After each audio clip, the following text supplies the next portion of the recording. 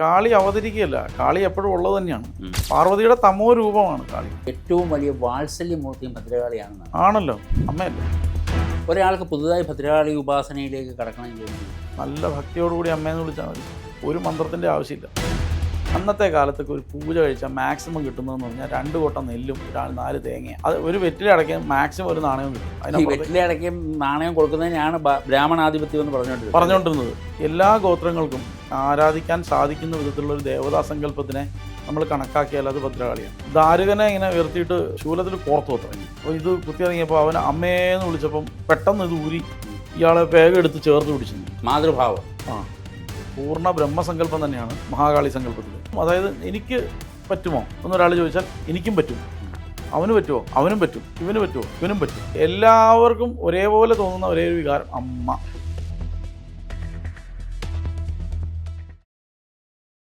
നമസ്തേ രാജേഷ്. കേരളത്തിലെ അങ്ങോളം ഇങ്ങോളമായി ധാരാളമായി കാണപ്പെടുന്ന ഭദ്രകാളി ക്ഷേത്രങ്ങളുണ്ട്. എന്നാൽ ഭദ്രകാളി എങ്ങനെ ആരാധിക്കണം, ഭദ്രകാളി എന്താണ്, അതിൻ്റെ ഉൽപ്പത്തി, അങ്ങനെയുള്ള കാര്യങ്ങളെക്കുറിച്ച് സാധാരണക്കാർക്ക് പലർക്കും അറിയാം, എന്നാൽ അറിയാൻ വയ്യാത്ത ആളുകളുമുണ്ട്. ഈ ഭദ്രകാളിയെക്കുറിച്ചൊന്ന് വിശദീകരിക്കാം. ഭദ്രകാളി എന്താണ്? ഭദ്രകാളി ഭദ്രം കല ഇതി ഭദ്രകാളി എന്നാണ്. ഭദ്രം എന്നുള്ള കല കാളിയിലേക്ക് ഭദ്രം എന്നുള്ള കലയും കൂടി ചേർത്തിട്ട് ആരാധനാ പരുവത്തിലേക്ക് നമ്മൾ കൊണ്ടുവന്നതാണ് ഭദ്രകാളി സങ്കല്പം എന്ന് പറയുന്നത്. ശക്തി ഭൈരവി ദേവതയാണ് ശരിക്കും. ശക്തി ഭൈരവിയെ നമ്മൾ ആരാധിക്കുന്നത് ഭദ്രകാളി സങ്കല്പത്തിലാണ് കേരളത്തിൽ പൊതുവെ. കാളി സങ്കല്പത്തിലുള്ള ക്ഷേത്രങ്ങളും ഏതാണ്ട് ഇപ്പോൾ എല്ലാം തന്നെയും ഭദ്രകാളി മഹാകാളി സങ്കല്പത്തിലുള്ളതും എല്ലാം ഇപ്പോൾ ഭദ്രകാളിയായിട്ട് തന്നെയാണ് ഇപ്പോൾ ആരാധിച്ചു പോരുന്നത്. മുമ്പുണ്ടായിരുന്ന മഹാകാളി സങ്കല്പത്തിലുള്ള ദ്രാവിഡ ക്ഷേത്രങ്ങൾ പോലും കാവുകൾ പോലും ഇപ്പോൾ ഭദ്രകാളിയായിട്ടാണ് പദ്ധതിയെല്ലാം നിൽക്കുന്നത്. ചുരുക്കി പറഞ്ഞാൽ കാളിയും മഹാകാളിയും ഒക്കെ ഭദ്രകാളിയിൽ ഇപ്പോൾ ലയിച്ച അവസ്ഥയിലാണ് കേരളത്തിലെ അവസ്ഥ എന്ന് പറയുന്നത്. മുമ്പ് സെപ്പറേറ്റ് ആയിട്ടൊക്കെ മൂലമന്ത്രവും ധ്യാനവും എല്ലാം വെവ്വേറെ ഉണ്ടായിരുന്നതൊക്കെ ഇപ്പോൾ ഏതാണ്ട് എല്ലാം ഒരേ കാളിക്ഷേത്രങ്ങൾ അല്ലെങ്കിൽ ഭദ്രകാളിയുടെ ധ്യാനത്തിൽ ഒട്ടുമിക്ക 90% കാളിമേഘ സമപ്രഭാം എന്നുള്ള ധ്യാനം, ആ ധ്യാനത്തിലാണ് ഇപ്പം എടുക്കാറ്. പിന്നെ വളരെ കുറച്ച് മാത്രം അഞ്ജനാചലതി ഭാതൃലോചന എന്നുള്ള ധ്യാനത്തിൽ കുറച്ച് ക്ഷേത്രങ്ങളാണ്. അങ്ങനെ കാളിമേഘ സമപ്രഭാം ത്രിനയനാം വേതാളകണ്ഠസ്ഥിതാം ഖഡ്ഗം ദാരികശിര കൃത്വാകരാഗ്രേഷുച ഭൂതപ്രേത പിശാചമാതൃസഹിതാം മുണ്ടശ്രജാലങ്കൃതാം വന്ദേ ദുഷ്ടമസൂരികാദിയുപതാം സംഹാരണീം ഈശ്വരി. ഇതാണ് പൊതുവെ എടുക്കാറുള്ള കോമൺ ആയിട്ടുള്ളൊരു ധ്യാനം. പിന്നെ ചില ക്ഷേത്രങ്ങളിൽ മാത്രം അവരുടേതായ യുണീക്കായിട്ടുള്ള ധ്യാനം കണ്ടിട്ടുണ്ട്. ഇപ്പം കോട്ടയത്ത് കോടിമത പള്ളിപ്പുറത്താവ് ശൂലാഗ്രപ്രോത ദൈത്യ പ്രവരവല്ലസൽ ചാരുദോർദണ്ഡയുഗ്മ ഖഡ്ഗം ഖേടം കപാലം ഗുണശ്രീഭുജകാൻ ദോർഭിരണ്യേതദാനാം ഭക്താവിഷ്ടപ്രദാത്രിം ഖലജനവേദാം ഘോരദംഷ്ട്രാം ത്രിനേത്രാം വേതാളീ കണ്ഠസംസ്ഥാം പുരമദനസുതാം ഭാവേൽ ഭദ്രകാളി. ഈ ധ്യാനമാണ് അവിടെ. അത് വേറെ എങ്ങും കണ്ടിട്ടില്ല. ഈ ഒരു ധ്യാനം അവിടെ കണ്ടിട്ടുള്ളൂ.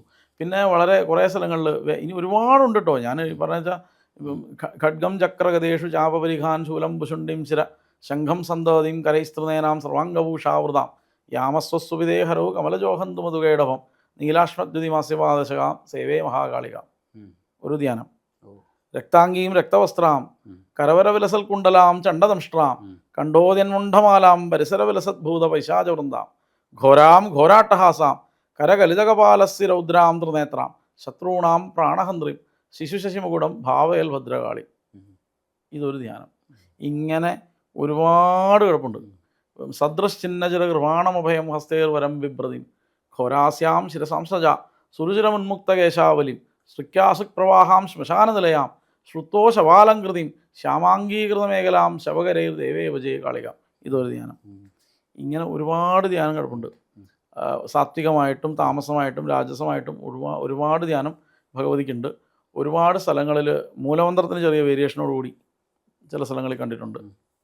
എന്നാലും പൊതുവേ എടുക്കുന്ന ഒരു മൂലമന്ത്രമുണ്ട്. അതാണ് എല്ലാവരും ഇപ്പോൾ കോമൺ ആയിട്ട് ഉപയോഗിച്ച് പോകുന്നത്. ദശാക്ഷരി. അതന്നെ, ദശാക്ഷരി ഭദ്രകാളി എന്ന് പറയുന്ന മൂലമാണ്.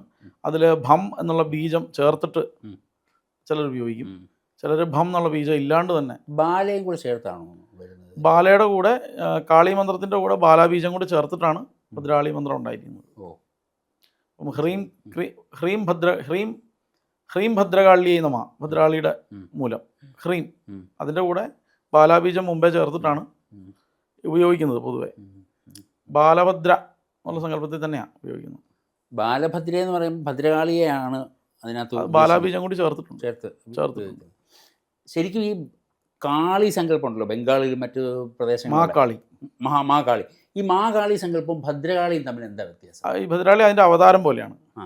അപ്പോൾ പാർവതിയുടെ ഏറ്റവും തമോ രൂപത്തിലുള്ള സ്വരൂപമാണ് ഉം. മാക്കാളി എന്ന് പറയുന്നത്. ആ. മാക്കാളിയുടെ ഒരു അവതാരമൂർത്തി പോലെ, ഇപ്പം ശിവനും വീരഭദ്രനും പോലെ. അപ്പോൾ ഇച്ചിരി കൂടി ലൈറ്റ് ആക്കിയതാണോ ഭദ്രകാളി? അതിൻ്റെ കോപസം ഒരു പ്രത്യേക ആവശ്യത്തിനായിക്കൊണ്ട് ഒരു രൂപത്തെ ഭഗവതി കൈക്കൊണ്ടാണ് ഭദ്രകാളി എന്ന് പറയുന്നത്. നമ്മൾ മൂന്ന് രീതിയിലാണ് പൊതുവെ എടുക്കാറ്. ഒന്ന് ദക്ഷജിത്തായിട്ട്, ആ. പിന്നെ ദാരികജിത്തായിട്ട്, പിന്നെ രുരുജിത്തായിട്ട്. എന്തോ അതിൻ്റെ വ്യത്യാസം? ഈ മൂന്ന് പേരുടെ വധം, ആ. 3 പേരെ കൊല്ലാനായിട്ട് ഒന്ന് അവതരിച്ച ഭാവം. അപ്പം ഈ ആരാധനയിലൊക്കെ വ്യത്യാസമുണ്ട്. രുരുജിത്ത് വ്യത്യാസമുണ്ട്. രുരുജിത്ത് സമ്പ്രദായം എന്ന് പറയുന്നത് നല്ലപോലെ വ്യത്യാസമുള്ള സമ്പ്രദായം. എന്തൊക്കെയാണ് വ്യത്യാസം? അത് ഈ ക്ഷേത്രപാലകന് പ്രത്യേകിച്ച് ഒരു പ്രതിഷ്ഠ, മാതൃകല്ലുകൾക്ക് പ്രത്യേകമായിട്ടുള്ള പ്രതിഷ്ഠ, പിന്നെ വടക്കോട്ട് ഭഗവതി, കിഴക്കോട്ട് ശിവൻ, അങ്ങനെയൊക്കെ വരുന്ന ഒരു രീതിക്കാണ് രുരുജിത്ത് വിധാനം. കേരളത്തിൽ കുറച്ച് 13 ശാക്തേയകാവുകൾ രുരുജിത്ത് വിധാനത്തിലുണ്ട്. ദക്ഷജിത്ത് കുറച്ചേ ഉള്ളൂ, വളരെ എണ്ണം കുറവാണ്. ദാരികജിത്താണ് 90%. സാധാരണ നമ്മൾ കോമൺ ആയി കാണപ്പെടുന്ന എല്ലാം ദാരികജിത്താണ്. ദാരികജിത്തായിട്ടുള്ള സ്ഥലങ്ങളിലാണ് ഈ മുടിയേറ്റ് പൊതുവെ നടത്താറുള്ളത്. ദാരികജിത്തിലാണ്. മറ്റ് 2 സ്ഥലങ്ങളിലും മുടിയേറ്റ് പ്രാധാന്യമല്ല. ഓ ശരി. അതാണ് ഈ ദാരികനെ കൊല്ലാൻ വേണ്ടിയിട്ടുള്ള കളങ്കാവലും ഒക്കെ വരുന്നത് ഈ ദാരികജിത്ത്. അതെ. പിന്നെ ഇത് പടഹാദി ഉത്സവമാണ് പതിവ്. ഈ ധ്വജാതി അങ്കുരാദിയും അല്ല ഭദ്രകാളിക്ക് വിശേഷം. അത് കൊടിയേറത്തില്ല. കൊടി അത്യാവശ്യമല്ല. കൊടി കയറി കഴിക്കുന്ന സ്ഥലങ്ങളൊക്കെ ഉണ്ട്. പിന്നീട് വന്നതാണ്. കാവുകൾ അമ്പലമായ സമയത്ത് വന്നതാണത്. ശരിക്കും പടഹാദി പുറപ്പാടാണ് ശരിക്കും. അതായത് ഭഗവതി പരിവാരങ്ങളോടുകൂടി പുറപ്പെട്ട് തിരികെ വരുന്നതും ഒക്കെയാണ് അതിൻ്റെ ഇതിവൃത്തം. പാന മഹോത്സവം എന്നൊക്കെ പറയും. ഞങ്ങളുടെ ഭാഗത്ത് വൈക്കം പ്രദേശത്തോട്ടൊക്കെ പറയും പാന എന്ന് പറയും. അവിടെ ഈ വെള്ളായണി അമ്പലത്തിലെയും ഇതുപോലെ ഈ പുറപ്പെട്ടു പോകുന്നതാണ്. നാട്ടിലെ മുഴുവൻ സ്ഥലങ്ങളിലും ദാരികനെ തെരഞ്ഞു പോകും. അത് തന്നെ, അതേ സംഗതി തന്നെ. അത് തന്നെയാണ് അതിൻ്റെ ഇതിവൃത്തം. ആ ഉത്സവത്തിൻ്റെ ഇതിവൃത്തം എന്ന് പറയുന്നത് ഇതാണ് ശരിക്കും. പിന്നീട് ഇപ്പം എങ്ങനെയാണെന്ന് വെച്ചാൽ ഭദ്രകാളിക്കും കൂടി നമ്മൾ ശേഷസമുച്ചയത്തിൽ വിധി വന്നല്ലോ. അപ്പോൾ അതിനുശേഷം ശേഷസമുച്ചയത്തിൽ നമ്മൾ അതിനെ ക്രമീകരിച്ചിരിക്കുന്ന അനുസരിച്ചിട്ട് ക്ഷേത്രങ്ങളെ ചിട്ടപ്പെടുത്തിയിട്ട് ഈ ധ്വജാദിയും അങ്കുരാദിയുമായിട്ട് ഉത്സവം നടത്താൻ തുടങ്ങി. കൊടിയേറ്റി മുളയിട്ടൊക്കെ ഉള്ള ഉത്സവം. അപ്പോൾ ഈ ദക്ഷജിത്ത് എങ്ങനെ വരും? കൂടുതൽ കാലസംഘർഷണി ഭാവത്തിൽ ആണെന്നാണ് ഞാൻ മനസ്സിലാക്കിയിട്ടുള്ളത്.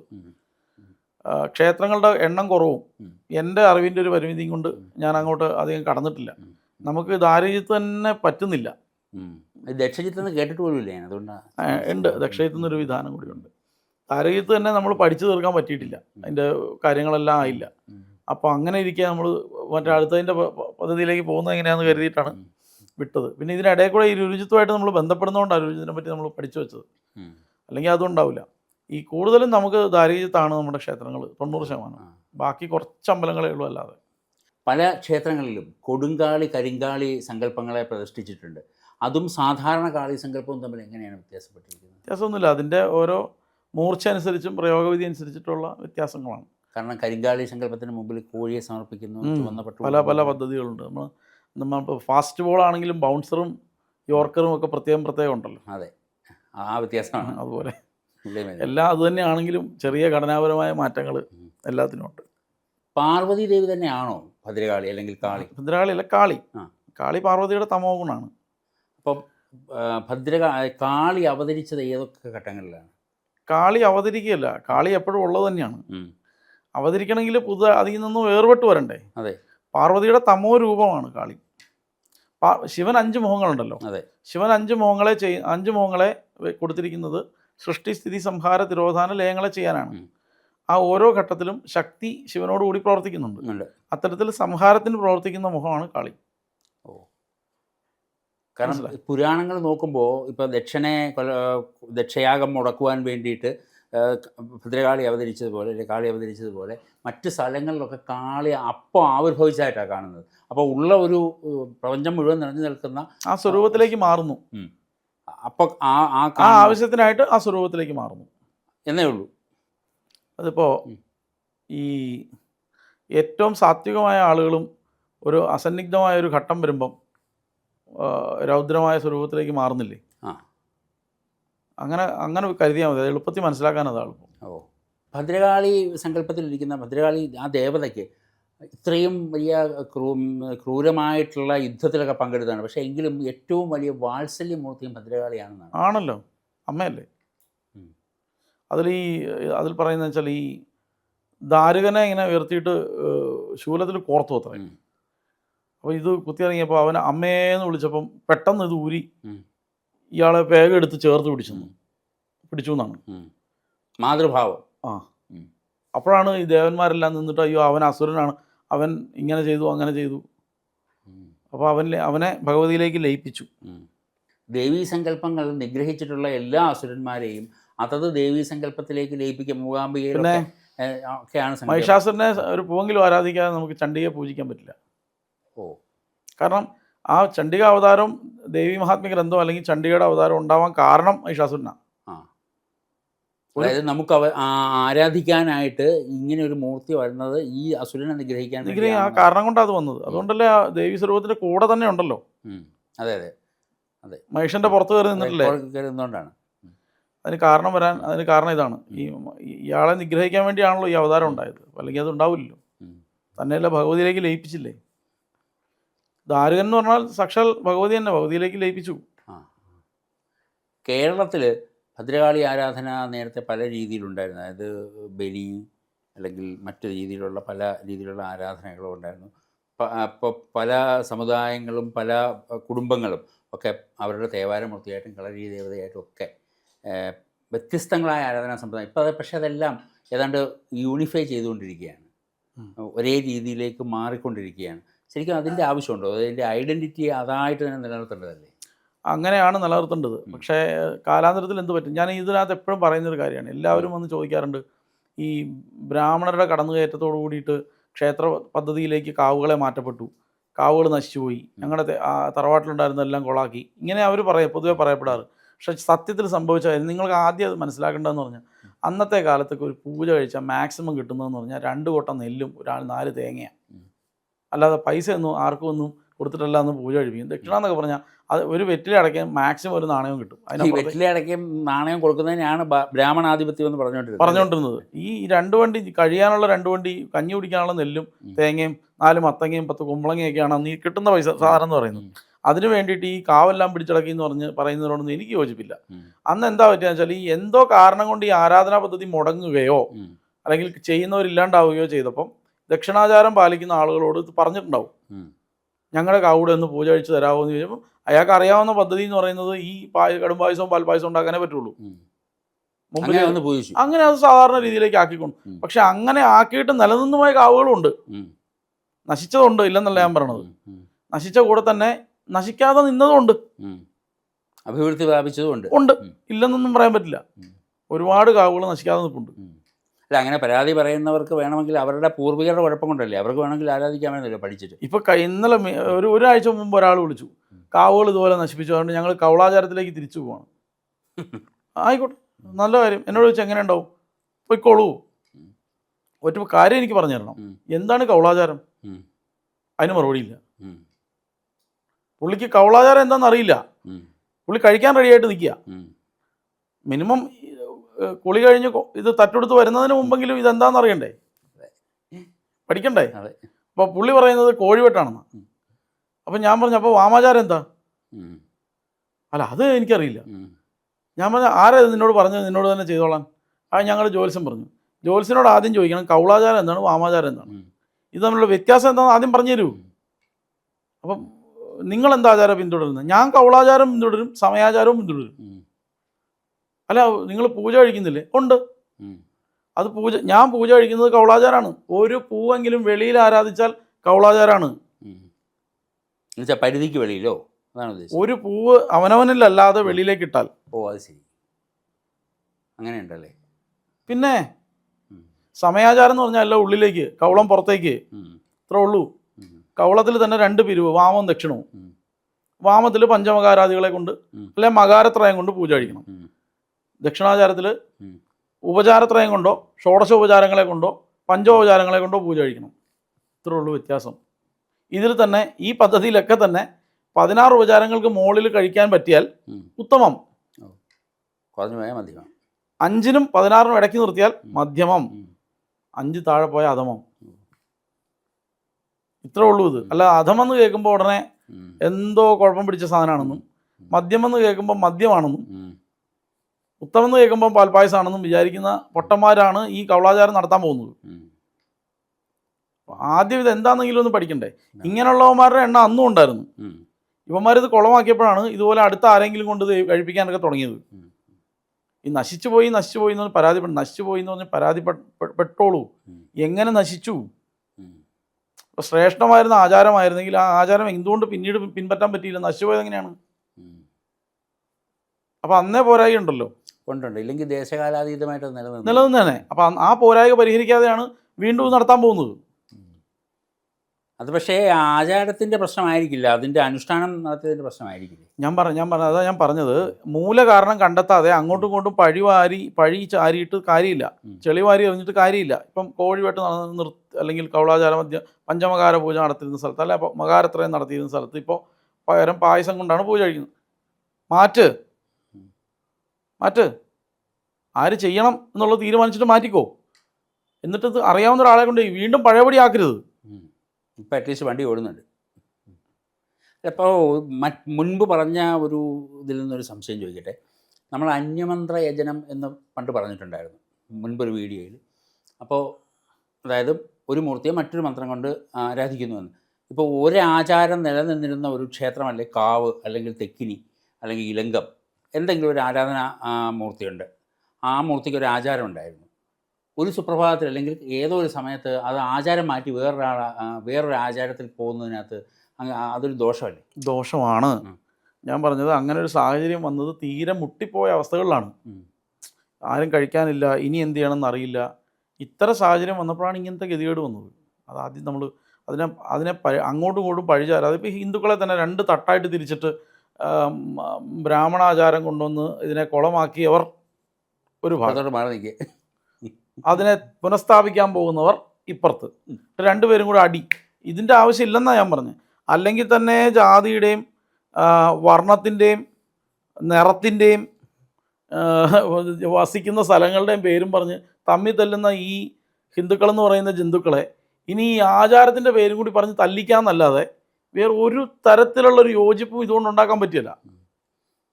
ഞാൻ പറഞ്ഞ് മനസ്സിലാകുന്നുണ്ടോ? ഈ തമ്മിൽ യോജിക്കുക എന്നുള്ളതാണല്ലോ ഏറ്റവും വലിയ കാര്യം എന്ന് പറയുന്നത്. അതിന് പകരം അതിന് വിരുദ്ധമായിട്ട് 4 വഴിക്ക് തെറ്റിപ്പിരിക്കാനുള്ള പണിയാണ് ഇപ്പോൾ ചെയ്തുകൊണ്ടിരിക്കുന്നത്. ഈ പേരും പറഞ്ഞു. ഞാൻ പറഞ്ഞത് അംഗീകരിച്ചു, യോജിപ്പിൽ കൊണ്ടുപോവാ. അല്ലാതെ നാളെ തൊട്ട് ഞങ്ങളുടെ കാവിരി മുതൽ കോഴിയിറച്ചി അത് നെയ്തെന്നും പറഞ്ഞ് ഇത് മുമ്പ് ചെയ്തിരുന്നതാണ്. ഇതെങ്ങനെയാണ് ഇത് ഇല്ലാണ്ടായി പോയത്? അപ്പം അത്ര ശ്രേഷ്ഠമായ പദ്ധതി ആയിരുന്നെങ്കിൽ ഇത് നിലനിൽക്കണ്ടേ? ശ്രേഷ്ഠമാണ്, കവളത്തിന് മുകളിലൊന്നുമില്ല, ഞാൻ അംഗീകരിച്ച്. നിങ്ങൾ ചെയ്യുന്നത് 100% ഓക്കെ ആയിട്ടുള്ള കാര്യങ്ങളാണ്, 100% ശ്രേഷ്ഠമായ പദ്ധതിയുമാണ്. പക്ഷേ എന്തുകൊണ്ട് പോയി എന്നുള്ള കാരണം കണ്ടുപിടിക്കാതെ ചെയ്താൽ വീണ്ടും പഴയപടി ആവില്ലെന്നാണ് ഞാൻ ചോദിക്കുന്നത്. സാധ്യതയുണ്ട്, ആവാൻ സാധ്യതയുണ്ട്. അത് കണ്ടുപിടിക്കുക. അത് ഈ ജ്യോതിഷത്തിലെ 12 കളങ്ങൾ കൊണ്ടും 9 ഗ്രഹങ്ങളെ കൊണ്ടും ചിന്തിക്കാൻ പറ്റിയ വിഷയങ്ങളായിരിക്കണം എന്ന് പോലും നിർബന്ധമില്ല. അതിനൊക്കെ മുകളിൽ നിൽക്കുന്ന കാര്യങ്ങളാണ്. അതിനും അപ്പുറത്തായിരിക്കും. ഇതിൻ്റെ പെർമ്യൂട്ടേഷൻസ് ആൻഡ് കോമ്പിനേഷൻ കൊണ്ട് ചിലപ്പം നമുക്കിത് അതുകൊണ്ടാണെന്ന് പറയാനൊന്നും പറ്റില്ല. എല്ലാ ഗോത്രങ്ങൾക്കും ആരാധിക്കാൻ സാധിക്കുന്ന വിധത്തിലുള്ളൊരു ദേവതാ സങ്കല്പത്തിനെ നമ്മൾ കണക്കാക്കിയാൽ അത് ഭദ്രകാളിയാണ്. നിങ്ങൾക്ക് വാമാചാരം കഴിക്കാം, ദക്ഷിണാചാരം കഴിക്കാം, സമയാചാരം കഴിക്കാം, മിശ്രാചാരം ചെയ്യാം. ഏത് പദ്ധതിയിലും പ്രസാദിക്കുന്ന ഏതൊരു ഗോത്രത്തിനും ഏതൊരാൾക്കും അയാൾക്ക് ഇഷ്ടപ്പെട്ട രീതിയിൽ അമ്മയെന്ന് വിളിക്കാൻ പറ്റുന്ന ദേവതയാണ് ഭദ്രകാളി. അതുകൊണ്ട് തന്നെയാണ് മഹാകാളി സങ്കല്പത്തിൽ 64 കൈകളും 64 കൈകളിലെ ആയുധങ്ങളും എല്ലാം കൊടുത്തിരിക്കുന്നത്. അല്ല, എല്ലാ ദേവതകളുടെയും സമഷ്ടി ഭാവത്തിലേക്ക് ഭദ്രകാളിയെ കണക്കാക്കുന്നതിന് കാരണം അതാണ്. പൂർണ്ണ ബ്രഹ്മസങ്കല്പം തന്നെയാണ് മഹാകാളി സങ്കല്പത്തിൽ. ഈ എല്ലാവർക്കും, അതായത് എനിക്ക് പറ്റുമോ എന്നൊരാൾ ചോദിച്ചാൽ എനിക്കും പറ്റും, അവന് പറ്റുമോ അവനും പറ്റും, ഇവന് പറ്റുമോ ഇവനും പറ്റും. കാരണം എന്ന് വെച്ചാൽ എല്ലാവർക്കും ഒരേപോലെ തോന്നുന്ന ഒരേ ഒരു വികാരം അമ്മ. ആ ഒറ്റ കാരണം കൊണ്ടാണ് അമ്മയുടെ പൂർണ്ണരൂപം. അതുകൊണ്ടാണ് ഭദ്രകാളി കോമണായി കേരളത്തിൽ മുഴുവൻ, ദേശത്ത് മുഴുവൻ, രാജ്യത്ത് മുഴുവൻ, ലോകത്തിന് മുഴുവൻ അമ്മയായിട്ട് നിൽക്കുന്നതിൻ്റെ കാരണം അതാണ്. ഒരാൾക്ക് പുതുതായി ഭദ്രകാളി ഉപാസനയിലേക്ക് കടക്കണമെങ്കിൽ എന്ത് ചെയ്യണം? ശരിക്കും അമ്മയെന്ന് വിളിച്ചാൽ മതി, നല്ല ഭക്തിയോടുകൂടി അമ്മയെന്ന് വിളിച്ചാൽ മതി. ഒരു മന്ത്രത്തിൻ്റെ ആവശ്യമില്ല. പക്ഷേ മന്ത്രോപാസന ചെയ്യണം, സേവ ചെയ്യണം എന്നൊക്കെയുള്ള ആഗ്രഹമുള്ള ആളുകൾ, അതിന് യോജിക്കുന്ന ആളുകളുടെ കയ്യിൽ നിന്ന് മന്ത്രത്തെ വാങ്ങി മന്ത്രത്തെ രക്ഷിച്ച് 4-5 കൊല്ലം കൊണ്ടു നടന്നാൽ ഉം. സിദ്ധി വലിയ ഫലം ഉണ്ടാവും. 4-5 കൊല്ലം കൊണ്ട് നടക്കണം. പിന്നെ അല്ലാതെ 6 മാസം വലിക്കണോ? ഒരു വിലയില്ലേ ഇതിന്?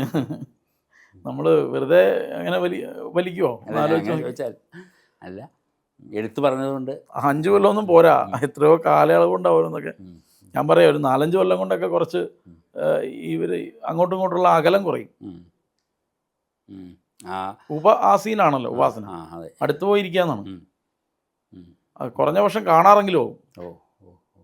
അടുക്കുക എന്നുള്ളത് ഞാൻ പിന്നത്തെ വിഷയം. ഉം. ഉം. കുറച്ചെങ്കിലും ഒരു ധാരണ അങ്ങോട്ടും ഇങ്ങോട്ടും വരും. ആ മഹാപ്രവാഹത്തിൻ്റെ അടുത്തേക്ക് നമുക്ക് കുറച്ചുകൂടി നീങ്ങിയിരിക്കാം. കുറച്ചുകൂടെ ബോധം വരും. എന്തിനാണ് ഇതുവരെയുള്ള നമ്മൾ ധാരണകളൊക്കെ തെറ്റിപ്പോവും ഉം. 5 കൊല്ലം കൊണ്ട്. ഉം. അത് 4-5 കൊല്ലം എടുക്കും കുറേ ബ്രേക്കായി പുറത്ത് വരാൻ. ഉം. ഉം. ഉം. എല്ലാവരും ഈ ധർമ്മിഷ്ഠരും മനസ്സുകൊണ്ട് നല്ല ആളുകളൊന്നും അല്ലല്ലോ. ആ. ഇതൊക്കെ ആയി വന്നാലല്ലേ പിന്നീട് അടുത്ത പടിയാണ് ഉപാസനയൊക്കെ. ഏറ്റവും കൂടുതൽ ഈ ഭദ്രകാളി ക്ഷേത്രങ്ങളിൽ കടും പായസം, കഠിന പായസം, എന്തുകൊണ്ടാണ് അങ്ങനെ വരുന്നത്? കഠിന പായസം എന്ന് പറയുന്നത് ശർക്കര പ്രാധാന്യമുള്ളതുകൊണ്ടാണ്. ശർക്കരയ്ക്ക് പ്രാധാന്യമുണ്ട്. ഉം. പിന്നെ ഈ പൊതുവെ കുറച്ചൊരു രാജസകലകളുണ്ടെങ്കിൽ ശർക്കരയാണ് ഇരിക്കുന്നത്. ഉം. കൂടുതൽ ശർക്കര ചേർത്തതിനെയാണ് രാജസകലകളായിട്ട് കാരണം കണക്കാക്കുന്നത്. കൃഷ്ണൻ്റെ അടുത്ത് പോകുമ്പോൾ പാൽപ്പായസവും അതേ കൃഷ്ണവർണ്ണമുള്ള ഭദ്രകാളിയുടെ അടുത്ത് വരുമ്പോൾ കഠിന പായസവും കൃഷ്ണന് രണ്ടും പറ്റും. ആ. സർവോധന പ്രീതചിത്തനാണ്. ആ. കടുംപായസവും നേദിക്കാം. ഉണ്ടോ? ഓ, അത് ശരി. ആ. കടുംപായസവും നേദിക്കും. സാധാരണ ഏറ്റവും കൂടുതൽ ഹിറ്റായിട്ടുള്ളത് ഈ പാൽപ്പായസമാണല്ലോ, അതുകൊണ്ടാണ്. ഇതധികം കഴിക്കാൻ പറ്റില്ല. ഉം. പൊതുവെ എല്ലാവർക്കും കിട്ടുന്നതെല്ലാം ഉം. പാൽപ്പായസം ആയതുകൊണ്ടാണ്. കൃഷ്ണന് കടുംപായസം നേദിച്ചു വെച്ച് കുഴപ്പമൊന്നുമില്ല. സാധാരണ ഭദ്രകാളി ക്ഷേത്രങ്ങളിൽ കാണുന്ന മറ്റൊരു വഴിപാടാണ് ഈ ചാന്താട്ടം എന്ന് പറയുന്നത്. എന്താ അതിൻ്റെ പ്രത്യേകത? ചാന്ത് എന്ന് പറഞ്ഞാൽ അത് ദാരു വിഗ്രഹങ്ങൾക്കാണ്. ഉം. ഈ വരിക്കപ്ലാവിൻ്റെ വേരിൽ കൊത്തിയ മുടി ഉം. പ്രതിഷ്ഠിച്ചിട്ടുള്ള ക്ഷേത്രങ്ങളുണ്ട്. ചെട്ടുകുളങ്ങരയൊക്കെ ചാന്താട്ടം ഉണ്ട്. ഉണ്ട്. വരിക്കപ്ലാവിൻ്റെ വേരിൽ ചെയ്തിരിക്കുന്ന വിഗ്രഹങ്ങളുള്ള ഉം. ക്ഷേത്രങ്ങളിൽ ഈ വിഗ്രഹത്തിന് കേടുപാട് വരും. ഉം. ആ കേടുപാട് വരാതിരിക്കാനായിട്ട് ഉം. തേക്കിൻ്റെ കറ, ഉം. തേക്കിൻ്റെ ഈ കമ്പ് എല്ലാം കത്തി കഴിയുമ്പോൾ ഒരു എണ്ണ പുറത്ത് വരും. ഉം.